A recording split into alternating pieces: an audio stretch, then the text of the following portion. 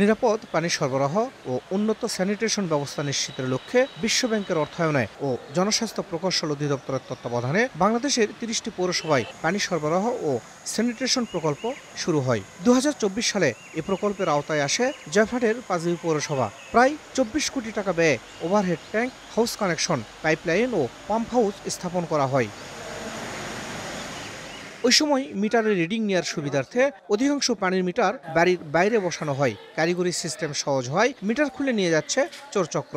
গত ১.৫ মাসে বিভিন্ন ওয়ার্ড থেকে প্রায় ৪০০ মিটার চুরি হয়েছে। প্রতি রাতে এসব মিটার চুরির ঘটনা ঘটলেও অপরাধীরা থাকছে ধরাছোঁয়ার বাইরে। মিটার দেওয়ার ২ মাস পরই আমার মিটার চুরি হয়ে গেছে। ১ মাসের মধ্যে প্রায় ৩৫০ মিটার চুরি হয়ে গেছে। অনেকবার পৌরসভায় বলার পরেও কোনো প্রতিকার করতে পারে নাই। এলাকার লোকজন সবাই এই মিটার চুরির ব্যাপারে একটু আতঙ্কের ভিতরে আছে। চোর ধরা যাচ্ছে না, শুধু দেখা যাচ্ছে চুরি হচ্ছে। স্থানীয় প্রশাসন, পাঁচবিবি থানার ওসি এবং আমার প্রশাসক মহোদয় বিষয়টি নিয়ে তারাও গুরুত্ব দিয়েছেন। আমরাও চেষ্টা করছি গ্রাহক পর্যায়ে এটা কিভাবে রোধ করা যায়।